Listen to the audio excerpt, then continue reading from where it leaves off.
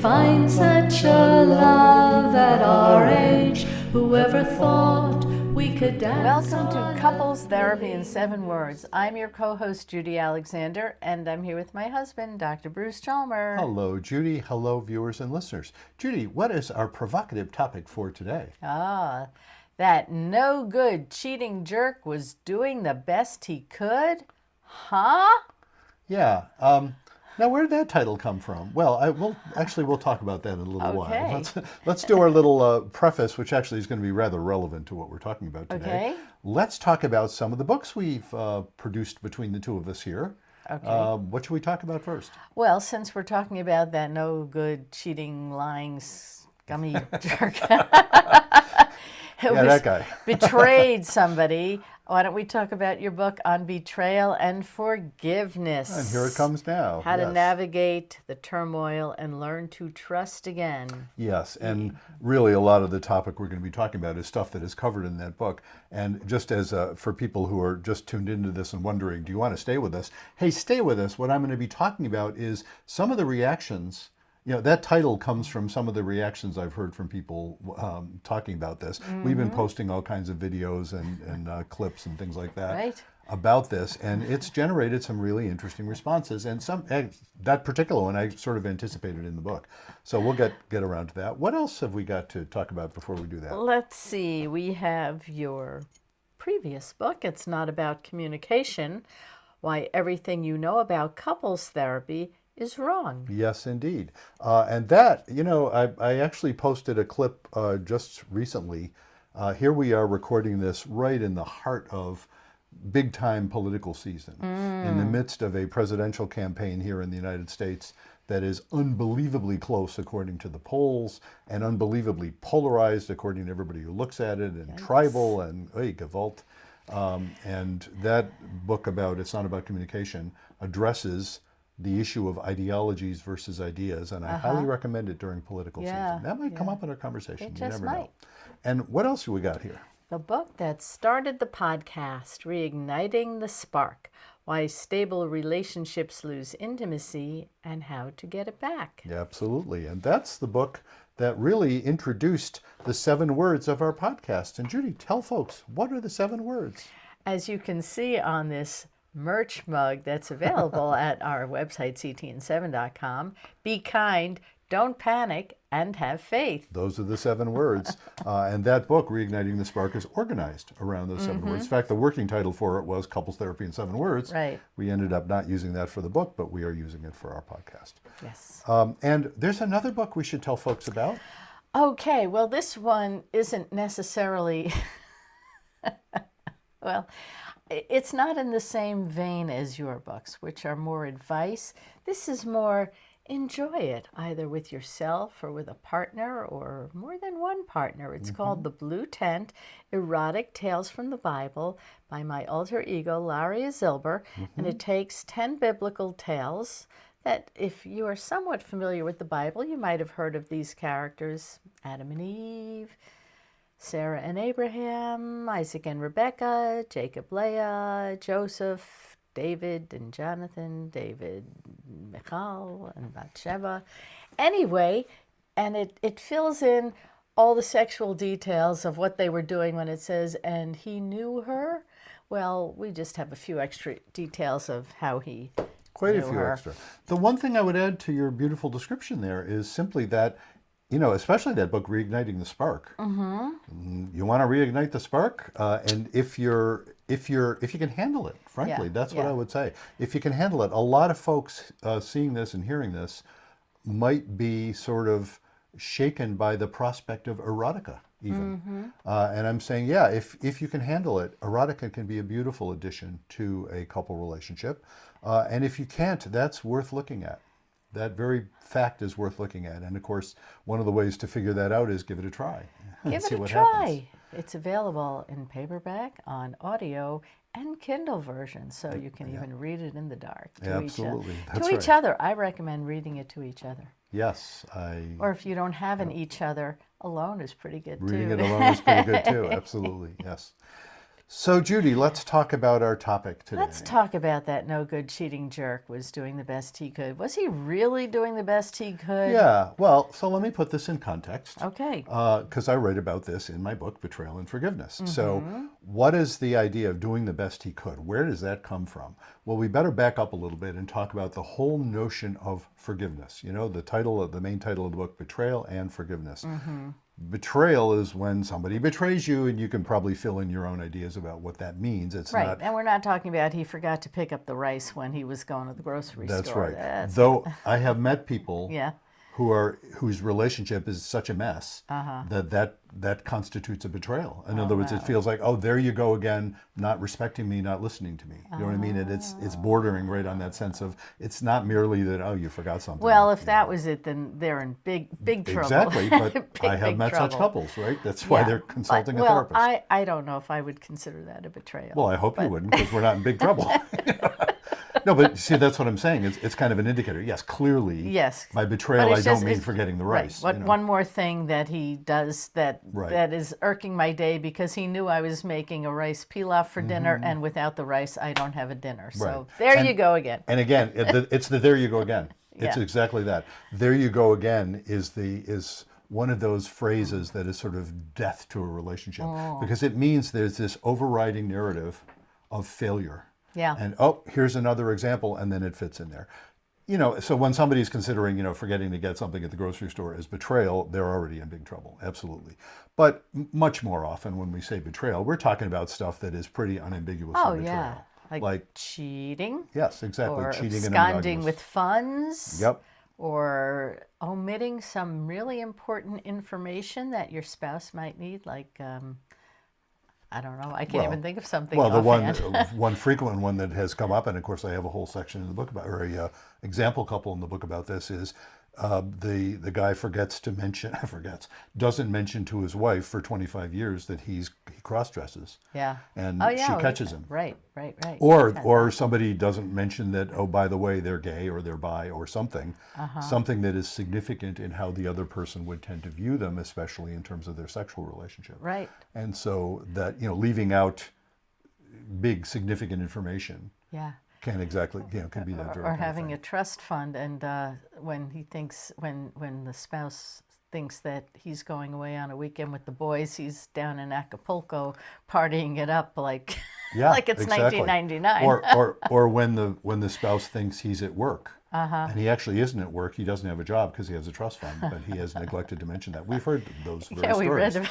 about Yes, exactly. So there's lots of ways that someone can be Yeah, betrayed. yeah. But it's about forgiveness that this business about doing the best he could comes up, because, and I better define what I mean by forgiveness. And here I've got to make a distinction, and this comes up a lot in the comments I see on the videos that we posted and the comments I've gotten about the book. People use the term forgiveness at least two different ways, broadly speaking, two different ways. So how do they use it? So there's the way I don't like and the way I do.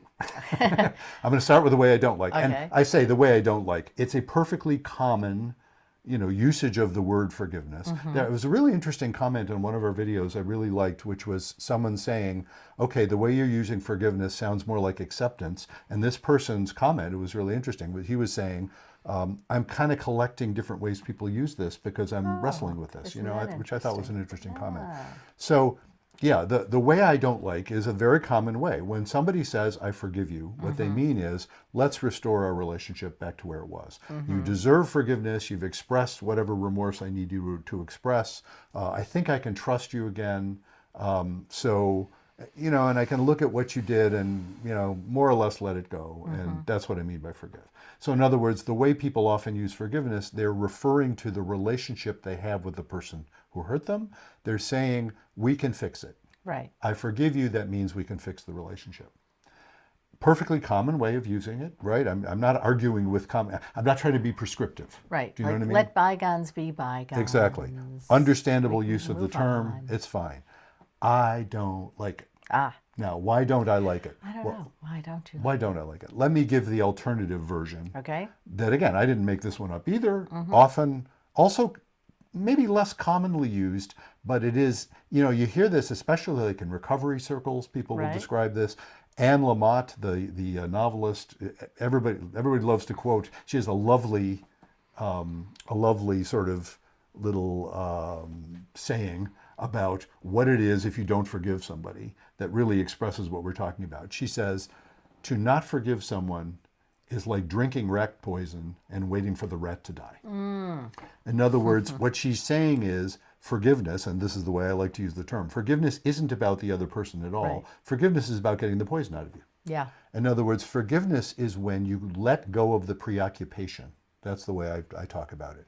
You're no longer so preoccupied anytime you think of what happened. You're no longer preoccupied with anger or panic or grief or whatever it would be. You can think about it with some degree of nuance. That's all I mean by forgiveness. And note, let me get a little Socratic here. Judy, does that have anything to do with the person that hurt you when you really think about it? You mean letting go of that? Yeah. In other words, does that require anything one way or the other of the From person? that person? From that No, person? no. Yes, that is precisely my point. And that, of course, is why I like that definition better than the other one. Because if forgiveness implies repairing the relationship, Yeah. then you can't forgive somebody until you trust them, or until they've expressed some kind of remorse that might lead you to trust them. And what I'm saying is, no, you can forgive somebody who doesn't, quote unquote, deserve it at all. You can forgive somebody who isn't at all repentant. You can forgive somebody who's done horrible things and that you don't have any trust of that they wouldn't do it again. So what does it mean to forgive in that case? As sometimes people have pointed out, it's an inside job. In other words, if I forgive someone who hurt me, what it means is I can think about it, it sucked, but it sucked, past tense. I'm not panicking right now.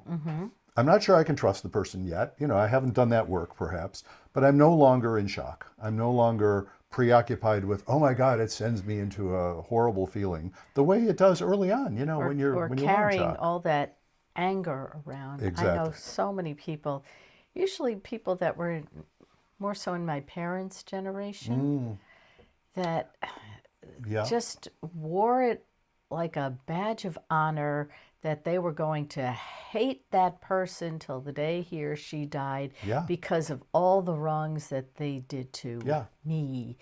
And they're carrying it around. Yeah. And like you said, like a badge of honor, there's something important about it for Yeah. them. It's Yeah, part of their it's their definition. story. It's like, this Yeah. is my story, and this one wronged me, and I guess playing the victim. I was so victimized all my life by this that I can't let go of this. I can't, and Yeah. it like ate them up. So And I know several people like that, not just my mother. may she rest in peace. Yes, she exactly. rest in Not peace. just I do too, of course, from our parents' generation. I see a lot of folks I work with who are there even now in our Yeah. generation and younger generations. So it's not like No, I'm not. I people know. I'm don't do just saying. this. I've seen it more in that Oh, yeah, older yeah. generation. Well, and we've all seen, not saying and it especially in the older generation. But actually, I'm thinking about cutoffs, estrangements that we've actually talked about before. Yes, which are so prevalent now. Yeah, and those estrangements happen often when somebody can't forgive in that sense. They can't let go of the anger. They can't even think about being near someone unless they get the appropriate kind of apology, and even then they're not so sure. Yeah, that's been in the news a lot lately, with everybody seeming to quote that there's a 25%. Yes. at any given time, 25% of the people is somebody's cut off from somebody else, Yeah. or cut someone out of their life, or there's an estrangement, and that's a big statistic. That is, and so a lot of that is about people who are not at that place of forgiving. So that then, in the way I describe it in my book, Betrayal and Forgiveness, so that leads to that consideration. Well, okay, if forgiveness means letting go of the anger, of course, what I'm implying by that, and I don't think it's terribly mysterious, you're going to feel better if you can forgive. It's independently of your relationship with the other person. That's a different question altogether. Right. You're just going to feel less stressed Yeah. if you can not be in that panic mode whenever you think about it. And in that sense, and I talk about this in the book, any sort of trauma, to recover from any sort of trauma, and in psychological parlance, we talk about trauma simply meaning it's not just something bad happening to you. It's something bad happening to you and it keeps freaking you out even though it's not happening at the moment. And to process that and heal from it means you can think about it and not freak out. That's exactly what I'm meaning about forgiveness when you've been betrayed. The betrayal is a trauma. It's a psychological trauma. It's an assault on your psyche. And when you can forgive it, that means you can think about it and it sucked, but you're not panicked about it anymore. So it's a form of healing. And of course, that's the reason to do it. You're going to feel better when you forgive. So that then, of course, introduces the question. You notice I'm not saying begs the question. Yes. I can't resist saying this. Go to, ahead. To folks out there who constantly misuse begs who the constantly question. misuse begs the question. And the only reason, I said I'm not prescriptive. Here I am being prescriptive. Everybody says begs the question. What they mean is raises the question. Right. No. Begs the question means you're assuming the premise of the question in asking the question, which is a logical error. I actually saw somebody recently who used the term correctly. I was so pleased, but Do you remember the context? I don't remember it, unfortunately. Darn it, I don't remember. But it was like I was practically just rejoicing over the fact that, ooh, this guy just said begs the question. I knew it was a guy, I don't remember who it was. He said begs the question correctly. Yay. Anyway, we're not begging the question. The We are grammar raising the police question. over here. Exactly. We're talking about betrayal, and he's worrying about grammar. I'm worrying about grammar. It's not grammar, it's usage. See, that I just fussed There already. you go. Usage. You're This right. is what she has to put up with. Those videos we've I can done. tolerate being mildly annoyed. Exactly. That's why we have a good relationship. It's precisely what I was going to Episode number, I don't know offhand. A couple of different episodes and a bunch of clips we posted, and people have responded actually rather favorably to them. And here I am demonstrating, and I always point out in those, if you remember, in those clips, I said, God knows I'm annoying. You're not, but I am, and I just showed. I just showed our I know. viewers. Let the record show. He's annoying. I'm annoying. I'm not. She's not. And look how gracious you were about being annoyed. You're smiling. You're not saying, "Oh, shut up." You're being very nice. You're thinking it, but you're not saying it. So that's really lovely. Moving on. The point being that what raises the question, not begs it. What raises the question? I was just saying, forgiveness is a form of healing. So how do you forgive? That's the question, right? So what I talk about in the book. How do you forgive? How do you forgive? Yeah.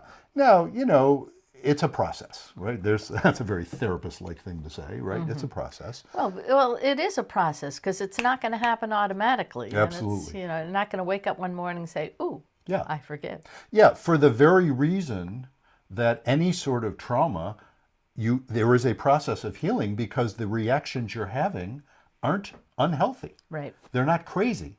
They're painful, but they're not crazy. Exactly. So- you don't get over a broken leg in one day either. It has to heal slowly. That's right. And even the psychological trauma aspects, there's a reason why it takes time. There's a reason why it takes a process. Because they're there to protect you. The panic reactions are there to protect you. Right. We have to have the capacity to panic when we need to. When you're actually being attacked, that's the time to panic. That's what it's for. So you can't just simply say, "Oh, I'll just stop, having those reactions." They're there for good reasons, so you have to work with them. So, forgiveness is what happens when you have healed that initial trauma. So how do you do that is really the question. So what I talk about in the book is 3 steps to forgiveness. Okay. And I still like them, so we're gonna stay with so them. what are those 3 steps to forgiveness? Well, step 1 is to forgive yourself. Now, wait a minute. And so sometimes I'll get a reaction like the title of this video is about, that turns out to be about step 2. We'll get to step 2 in a little bit.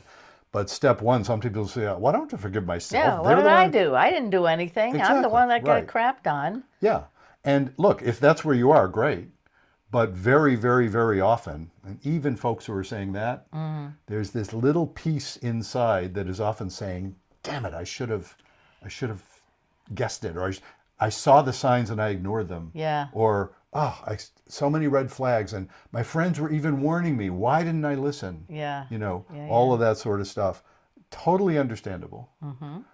And also psychologically adaptive. There's a reason why we blame ourselves, even if rationally and morally we really shouldn't be to blame. Do you know? And the examples I always give it in this context, I've worked with so many adults who were sexually abused as children, let's say, and from a young age, who still, on some emotional level, blame themselves for not putting a stop to it. Right.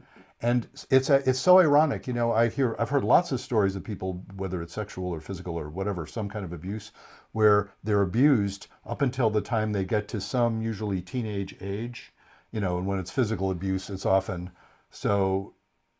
That last time my father slugged me, I slugged him back. I was 14 years old. I slugged him back, and he never hit me again. Yeah. They put a stop to it. You know. Well, great. Why didn't they put a stop to it earlier? Because they couldn't. Right. They couldn't. They didn't have the power to do it. Right. And yet, ironically, those same people will often say, well, I finally did stop it. Why didn't I stop Why it didn't sooner? I do it sooner? Right. Yeah. Even well, what are you knowing- going to do as a 5-year-old? Yeah, you exactly. know? You couldn't do that when you No. were a little kid. No. But people blame themselves anyway Right. because it is emotionally adaptive. Because if they didn't, what would life be like if they didn't blame themselves? Yeah. Think about that. Yeah. Well, what do you think? If they didn't blame themselves, Yeah. As you they know, would, as they would children. probably disassociate completely. Well, they'd have to, because otherwise they would think, you know, blaming yourself is a way of saying, well, maybe I have some control over this. Yeah. Well, yeah, that's true. I Yeah. hadn't thought of that. Well, that's the Yeah. point. It's like, okay, so it must be I'm bad. So I'll assume I'm bad because it couldn't possibly be that these people who are supposed to take care of me are abusing me. That's too horrifying. Right. Or I must have done something wrong that they're doing Yeah. this to me. Yeah, So I must be at fault. yeah. And because that way I have some control over it. Yeah. Maybe going forward I can behave just so, and they won't do it. Now, of course, in practice, that turns out not to be accurate, right? It turns out not to work most of the Right. time. If somebody's abusing someone, often, it has nothing to do with the behavior of the person. I mean, whatever little triggers they learn to avoid, it's still the abuser is the one who's doing the abuse. Sure. And so they couldn't. It's not accurate, but it is emotionally useful to do that. We all tend to do that. Something bad happens and we blame ourselves, partly. So step one is to somehow let go of that anger at yourself. Now, what is the essential, and it's not just a cognitive understanding, cognitive and emotional understanding to get there. You have to figure, well, when I think about it, you know what? I was doing the best I could. There's that phrase. I was doing the best I could. How can I say I was doing the best I could if I got hurt? Well, in theory, if I had known I was going to get hurt the way I got hurt, maybe there was something I could have done. If somebody's cheated on you, Yeah. and you knew, wow, I can see all the signs. He's cheating on me, or he's going to cheat on me. You might have intervened. You might have said, whoa, wait a minute. You sure seem to be talking about that other person a whole lot, and what's going on here? You'd blow the whistle, or you'd realize, okay, I see what's going on here. We're done, or something. Yeah. But you didn't. That's the key. You were doing the best you could given the circumstances. Now, what were the circumstances? You knew what you knew and didn't know what you didn't know. You had the power you had and didn't have the power you didn't have. Right. You were influenced by the influences that were influencing you. Do you know what I mean? I'm just saying, this is that thing, like we have a friend of ours who has on her license plate, IWWI. What it was, what it was. It is what it is. It is what it is. Yes, IIWII. It is what it is. Which it sounds like, well, that doesn't really say anything, but it sort of does. It says, okay, it is what it is, and I'm just going to have to accept that. There's no point arguing with the reality of who I was at that moment. That was the best I had. I was doing the best I could, even if in hindsight, hey, chacham. Let's look it up, folks. Smarty pants. Smarty pants. If you just realized, yeah, but I didn't just realize. That's the key to forgiveness. It's like, well, you know what? I was who I was. I was valid to be who I was because we're all valid to be with who the we are. information you had at the time. Precisely. And because you always want to believe the best about the person Maybe. that you're with. That isn't always true. Well, that's true. There are people Okay. who believe the worst and they still get hurt, right? No, isn't that interesting? Well, Yeah. sometimes some of the truths are so hard to face. It's so hurtful that you have to protect yourself. Yeah. Oh, yeah. No, that is certainly true. But all of that being true, it's still the sum total of all those influences, and I even add in there my prejudices, my things that I now regret believing, things of that sort. As I say, the influences that I now might regret being influenced by, that's the sum total. It's like, well, you know what? Given all the circumstances, I was who I was. I don't even have to say I was doing the best I could. I was just saying I was doing what I could. That's right. That's it. Given what life had at the time for me, that was what I was able to do. Yes. And when you deeply accept that, and that's why I mentioned that comment earlier on one of our videos talking about forgiveness, and somebody said, you're talking about acceptance, right? Yes. I'm saying when you accept that, you're not fighting with reality anymore. I'm not saying you approve of it, but you accept it. It's like, okay, I was who I was. I'm not going to bother beating up on myself anymore. I'm not going to bother being angry. I'm going to work with it. Yeah. Well, I sure have learned now, haven't I? That's I can work with it. But I don't have to be angry. I don't have to be consumed or preoccupied by it. That's what forgiveness means. Forgiving yourself. Forgiving yourself. Okay, so then what happens after you've worked through that, you've accepted that, and now you've forgiven yourself, where do you go from there? Well, let me point out that little step you just described turns out to be most of the work, I claim. That's hard. Okay. For most people, or at least most of the people I work with, that's really hard to get to that place of saying, I don't have to beat up on myself about this. Now, sometimes it isn't if you're so angry at the other person. So now to your question. Okay, step 2 is forgive the one who hurt you. That no good cheating jerk that we're referring to. That's not so easy, is it? That's not so easy, though I claim. Yeah. And I'm open to criticism of this claim, as I am to all of them. But I claim that's actually a fairly short step if you've really forgiven yourself in the sense that we've been talking about. To extend that compassion to the one who hurt you, it's a pretty short step. It's like, well, I was doing the best I could, given who I was, even with my misconceptions, some of which I regret, but there they are. I was who I was. Yeah. Well, damn it, that no good cheating jerk was doing the best he could too. Now, yeah, that's a tough sell, isn't it? Yeah. So I better parse what I mean by that, because what do you mean best? How can you say it was best? He was cheating. He knows it's wrong. Exactly. The devil didn't make him do it. No. Right? I'm not absolving anybody of moral responsibility in the slightest. How can you say someone that did something, who chose, whatever choosing means in the grand scheme of things, chose to do something morally wrong? How could you say they were doing the best they could? Right. Well, what I'm saying is they were doing what they did, just like I said of myself. It's like, well, the sum total of all the various things flying around for me is what I did. The sum total of all the, we're speaking about this no good cheating jerk. I'm calling him he because most of our listeners are female anyway, and they're thinking about the guy who cheated on them. Right? I don't know if that's true, but let's assume that's true. That no good cheating jerk was the sum total the sum total of who he was also at that moment. And I'm not saying he couldn't have done better in theory, of course. Well, I could have done better in theory if I'd realized what was going on, couldn't I? But I didn't. He shouldn't have done what he did. But, if you get down to the level of, well, what was he thinking? Some of the things he was thinking were flat out awful.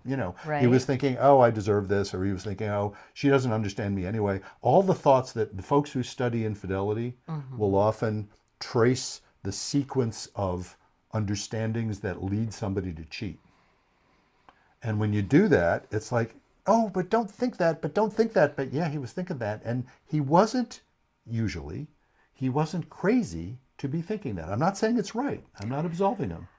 But usually the self-justification stuff has some basis in his misunderstanding. And in his twisted mind. So let's say, let's call me Melanie. Melanie. And my boyfriend, let's call him Ronald Trump. Should I ask why?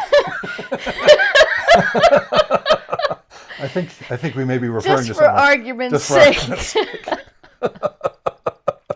Okay, Melanie and Ronald Trump. And I'm 9 months pregnant. Yes. And I find out that Ronald. Yes, Ronald Trump, yes. Ronald Trump went out and cheated on me. When you were 9 months, When I was- Melanie was 9 months pregnant. when I, Melanie, Gotcha. was 9 months pregnant. Yeah, yeah. But that's the best he can do. Well, given who he is and was, when look, the challenge here is not to let him off the hook or trust him or say, oh, good, we can be okay now. That's not what this is about. If you're talking about forgiveness, it's like, okay, now I know what I'm dealing with. But from his perspective, if you enter into his worldview allowed for that. I'm not justifying it. I'm just saying, well, don't fight with that. Work with it. Work with it might mean, oh my God, I can't trust this guy to be monogamous, so I guess I better divorce him. Or work with it might mean, I kind of knew what I was getting into when I hooked up with this guy. Yeah. Probably hooked up with this guy actually cheating on his previous spouse. So Yeah, that's true. yeah, given that, it's like, well, I shouldn't be that surprised. There's no point being angry about this. Let's work with it. Let's figure this out. Yeah. Maybe it's workable. Maybe it isn't. But none of that has anything to do with the relationship I'm going to have with this guy. It has to do with my not freaking out when I think about it. You see, that's the key. That's why people get stuck at this point. When I say he's doing the best he could, I don't mean he was doing the best he could in any moral sense. I mean, this is the guy you got. That's who he was. The guy I got. What do you want to say? He didn't do it? I knew what I was getting into and when the I married anger, Ronald. Yes, and the anger you're feeling Yeah. is basically trying to say, go back and make it not have happened. And that isn't rational. That's, I mean, never mind rational. It doesn't even work emotionally. It's like, no, if you really want to heal here, you're going to have to get past the shock. You know, now, I'm not saying you shouldn't be shocked if you didn't expect this, which, of course, when people talk about betrayal, by definition, it means they didn't expect it. Right. So, of course, there's going to be a time where you're not ready to forgive yet. Let me address that, if I may, by the way. Okay, please do. You know, here I'm preaching forgiveness, right? This is all about forgiveness. I talk about this in the book, actually, that, you know, yes, the central thesis of this book is that forgiveness is a good thing and then you need it to heal. Having said that, there are times and circumstances where you should not forgive. You're not ready to forgive. It would not make sense to forgive. The chief of those is, what if you're still being hurt actively? Well, that is not the time to be all understanding and forgiving. That's the time to be mad as hell, because being angry is the motivation you need to change the situation, to use what power you have to change the situation. So you don't always have to forgive. Oh my God. In fact, not only do you not always have to, look, you never have to forgive. You never have to forgive. I'm not even saying that you always should forgive. I'm saying there are circumstances where you're not ready to forgive, and forgiving is not helpful. And there's a corollary to that one, and I talk about that in the book too. All your friends are telling you God knows what, right? They're all telling Melanie, you know, some of them are telling dump the jerk. Right. Some of them, perhaps her pastor, and I say this because I've heard this especially in particular, you know, fundamentalist Christian circles, is saying, no, you have to submit yourself. You have to accept this and submit yourself and be a better wife. And some, you know, some of the friends who are saying, dump the jerk. Yeah. Some of the family is saying, yeah, he's an idiot, but don't break up the family. It's too painful. There's that.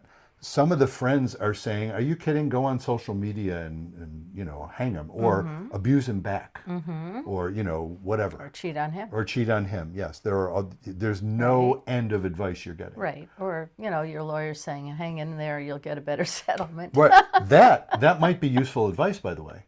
But that's different from forgive or don't forgive. The lawyer's doing a calculation there. The lawyer's saying, you know, if you hang in for a little longer, you get a better settlement. Yeah, but that's what you hire lawyers for, to give you that kind of advice. But I'm saying all of that advice tends to be basically useless. The useful things are if somebody, and maybe it's a therapist, although therapists are guilty of this too, maybe it's a clergy person who isn't giving you criminal advice. Right. Like, you know, submit yourself to being abused. Right. That's criminal in my opinion. But maybe it's somebody who's actually, or a friend, is giving you actually helpful advice and saying, my God, this is really hard. You're going to have to figure this out. The first thing you need to do is stop panicking. And I'm here to help you with that because I care about you and I'm not, you know, I'm supporting you. And, you know, that's what you need, is to be able to process this when you're not in a panic. And that's what I mean by forgiving. You need to be able to get to that spot. If you're still being hurt, that's not the time to forgive. Even if you're not being hurt anymore, if you're trying to heal and you're still blaming yourself, No, better off being angry at the one who hurt you so that you can forgive yourself. That's why I put forgiving yourself as step one. So step two, when you're ready for it, that's when you can think clearly about, okay, I don't, the idea there being, I don't know if I can stay with this person, but I know I need to not panic about this anymore. I need to accept what happened and work with it rather than rail against it. Because railing against it doesn't get you any place. Yeah. So that's what I mean. So doing the best you could, I don't mean in a moral sense. Let's go back to the title of our podcast today. Right. That no good cheating jerk was doing the best he could, huh? Yeah. Well, doing the best he could in the sense of he was doing what he did, being the person he was. He's got some good in him. He's got some bad in him, obviously, or he wouldn't have done the betrayal. We all do. We all do. Yes, and that is precisely it. It's about recognizing common humanity. It's like even somebody who did serious dirt to you is also a human being like you are, like I am. And guess what? I've done dirt to people too. I haven't cheated on either of my wives. That's an interesting way of putting it, isn't it? Yes. Only one at a time, folks. Only one wife at a time. And I haven't cheated on either one of them. But that phenomenon, we've all hurt people that we love because we're human beings. And that common humanity is how you get to that place of saying, all right, I don't have to panic about this. I never would have thought you cheated. You would have cheated, but you did. All right, how do I work with this? That's what I mean by forgiving. So doing the best he could, it just means recognizing common humanity. Yeah. And you don't have to stay with someone if you forgive them. No, that is And you key. don't even have to like them or see them again. Absolutely. Right? My go-to person I refer to in the book, what do I call her in the book? I think I call her Flora. Holding up the book here, folks, in case you forgot about the book. Or just listening. Or just listening, yeah. I think I call her Flora in the book, where she was a woman whose ex-husband, who I call Jason in the book, had put her in the hospital violently on numerous occasions and threatened to kill her and their children if she told. So she felt very powerless until finally she was able to arrange for the kids to be safe enough that she could tell the truth. Yeah. He ended up arrested and was in prison. I never met him. I was working with her.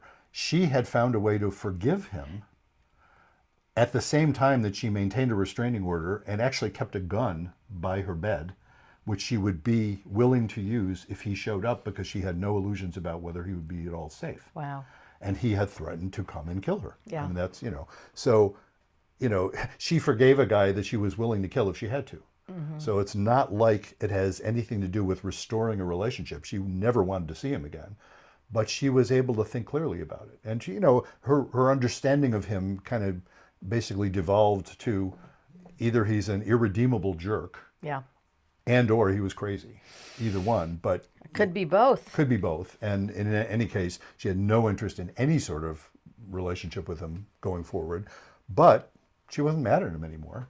And you know what was fascinating about that? And I've seen this with lots of folks. When she was able to get to that place, she could then think back on their marriage, remembering the horrors of it, and also remembering that there were some good times. Of course there were some good times. She wouldn't have married Right. him. Why else would she have married Yeah, him if they and didn't have that? That's freedom for her, that she could then remember stuff in a more nuanced way. It wasn't all about panic.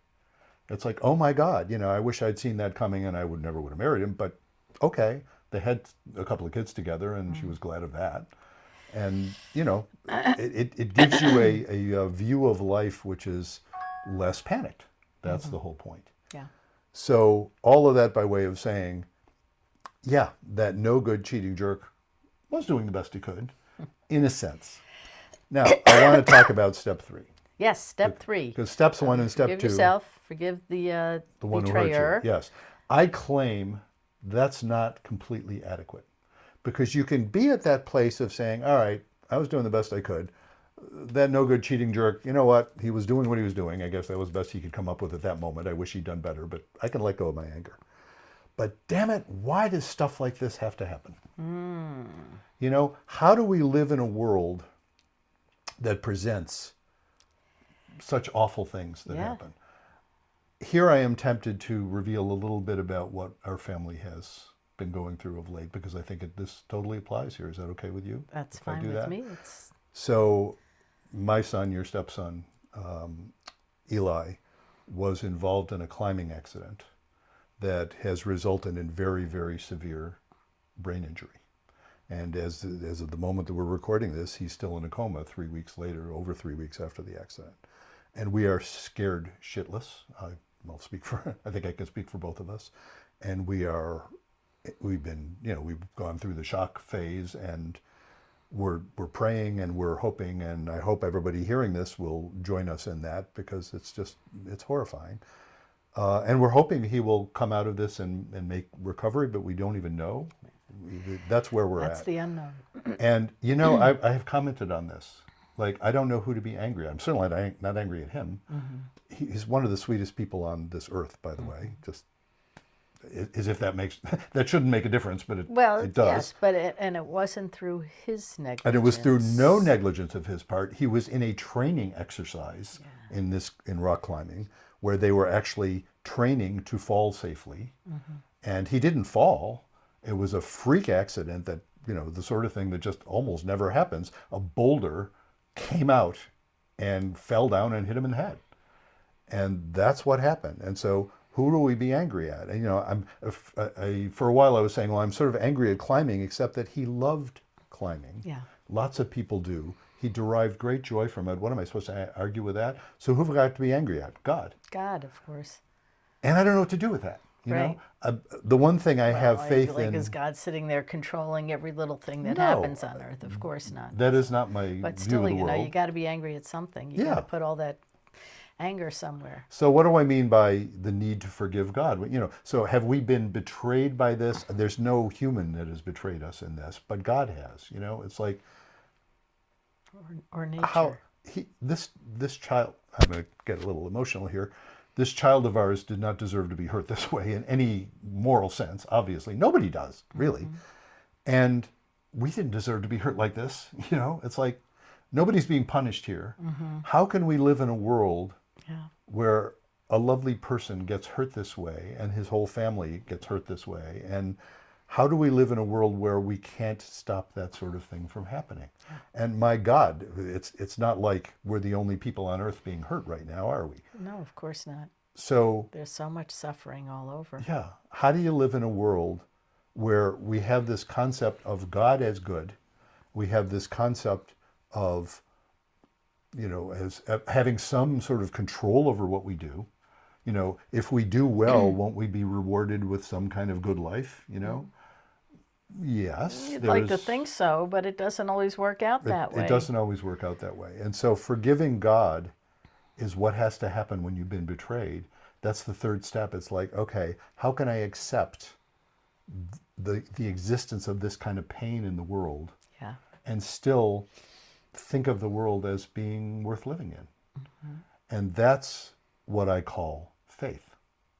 And what has gotten me through this, I think you through this, what's gotten our family through this, I think what's getting us through this, whatever getting through it means, is faith, which is to say, and oh my God, our daughter-in-law is just so incredibly able to handle all of this. Yeah. What she is going through, and they have 2 little kids. I mean, right. It's just incredible. Yeah, and it's faith that's getting us through this. Yeah. And so what we get to experience in this tragedy is all of these wonderful expressions of support, and in lots of different ways, including financially. They set up a GoFundMe and all that kind of stuff. We're getting to see all of that. That's beautiful to see. I wish we never had to see it, but here we are seeing it. But how do you live with that and still think of the world as a place that is generally good? And my definition of faith, and this goes back to our 7 words, be kind, don't panic, and have faith. I use the word faith. I'm not talking about a sort of fundamentalist, faith. Oh my God, when people are saying, God only gives you what you can handle, or everything happens for a reason. I hate those expressions. I just want to, folks, I know you're tempted to say that to people who've gone through something. Don't say it. Here's a little bit of actual advice. Nobody likes it. Nobody wants to hear it. Nobody wants to hear that. Everything happens for a reason. Well, thanks. I appreciate that. I know the laws of physics applied here, but to think that's going to be comforting to somebody who's going through this, frankly, it's not. It's just recognizing, oh my God, I care about your pain. That really helps. Those expressions have been so helpful. Anyway, the point being, faith is when you accept that reality for all of its pain is right to be what it is. The whole business, the laws of physics seem to be necessary. And occasionally somebody's going to get hit in the head. And they didn't deserve it. And nobody deserves the pain. But you know what? The laws of physics are kind of important. So we're just going to have to live with that. And death is part of life too. And we're going to have to live with that, or life wouldn't be life. Yeah. And tragedy happens because, this isn't supposed to happen to somebody who's 39. And I've talked about that. Oh my God, if that had happened to me and I'm 73, the conversations would be, I think, properly very, very different about what to do about it. So, this isn't the way it's supposed to be, but there's something right about it. That's what I mean by faith. That's how you get through that stuff. So that no good cheating jerk, if we can go back to, in context, what feels like, oh, that's no big deal. You just cheated on somebody, I don't mean to be trivializing people's pain. But that phenomenon that says, yeah, you know what, people cheat. I'm not saying it's good, but people have the capacity of cheating for all kinds of reasons. Sometimes they're just, awful people, but most of the time... Sometimes there's something missing in the relationship, too. Sometimes. So that's going back to looking at your role in Yeah. it. Like, I don't know. Well,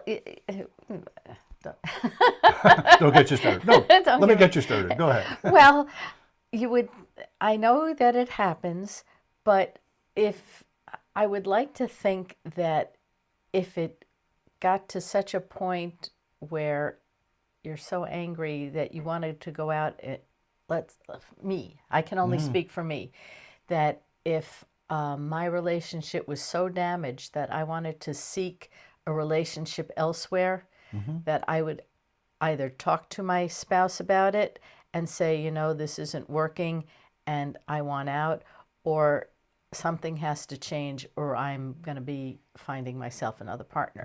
Yeah. So Yes. I don't think it's in my DNA to cheat. No, well, and you never have. I don't think it's in mine. I don't think it's in mine either, because I never have. And yet, can you imagine, and we know folks, of course we know folks, can you imagine people that are, generally speaking, good people, Yes, I do know good people. who end up in that situation? Yes. I meet them all the time. I know you do. You're a therapist. I'm Yeah. not a therapist, but Well, I do see it all the time. Yeah. Not all the time. I have seen it in many Of course. instances with friends of mine. And they've become susceptible. I say susceptible. Obviously that's even that sort of assuming a judgmental stance that says it's wrong. I make no bones about that when we're working with stuff. I don't think I've ever had a session or sessions, met a couple where there's been infidelity and there's any doubt about the fact of whether or not they think of it as wrong. If they didn't think of it, so there is definitely couples I've met where they're arguing about whether something was cheating or not. That's interesting. So that's not the same thing. But where they're both clear, yeah, it was cheating, and the one who did the cheating says, oh, yes, of course it was wrong. What the heck was I doing? But they're often good people. It's not like anybody who ever cheats must be a horrible person. Right. Occasionally they are, but most of the time they're not. Yeah. So that doesn't justify it. And of course, I never blame the person who was cheated on for the fact that somebody cheated on them. Not going to do that. And yet, to be able to understand the nuances, that's the next step after forgiving someone and forgiving God, sort of accepting all of it. Say, all right, can we get back to some kind of trust here? To do that, you're going to have to actually understand each other at a deeper level than you were before. Because like you said, if you were ever tempted in that way, you like to think you would take it up with the person. And why didn't you do that? Well, there was a context for that as well, often. It's like, well, because we couldn't seem to talk to each other without it going off the rails or just feeling so frustrated. And that's why I was susceptible to, the lure of someone else who could listen to me, Very common story. So to be able to get past that and possibly rebuild trust, which people often, not always, but often can do, that requires that ability to go to that place of nuance. And that's hard. Yeah. But it's also incredibly rewarding when people do it. And I find it very inspiring. The idea that you can heal that kind of pain, which often happens, it gives me hope for the world in general. And sometimes strengthen the relationship because you've dealt with the cracks and the bad stuff and what brought you to that point. Yeah, exactly. So, Yeah, yeah. exactly. All right. Well, I think we should wrap this up. I think we should. So, And if you have any comments on this episode, please do let us know. You can go to our website, ctn7.com, and write to us, or you can go to our social media pages. We're on Facebook, Instagram, and TikTok. yes, we're actually on TikTok and getting a lot of views on TikTok. Yes, we're very popular on TikTok. I know. And in spite of my advanced age, it's like, yes, you can. Old dogs can find themselves being viewed on. I'm mixing metaphors there. Whatever. Yes. Go ahead. And also, if you would yes. like to be on our show, or if you have a suggestion of a guest to be on our show, go to ctn7.com and write to us. And if we think you'll be a good fit, you probably would be. If it's dealing, Yeah. if you have something that, are you a couples therapist? Are you dealing with infidelity and betrayal? Are you dealing with all kinds of things that couples deal with, or do you have some expertise? Please let us know. We'd Yeah, love to hear from you. Do you have a story of healing that you'd like to share with us, or a story of not healing that you'd like to share with us? And I'm trying to think, has anybody ever written to us that we have said, oh no, this wouldn't be? Occasionally, very, very rarely. Usually somebody who's trying to sell something, that just isn't up our alley. But in terms of folks telling their stories, we've had a couple of really good ones. We have, yeah, and we like to hear good stories. Yes. So Maybe do yours. feel free. Absolutely.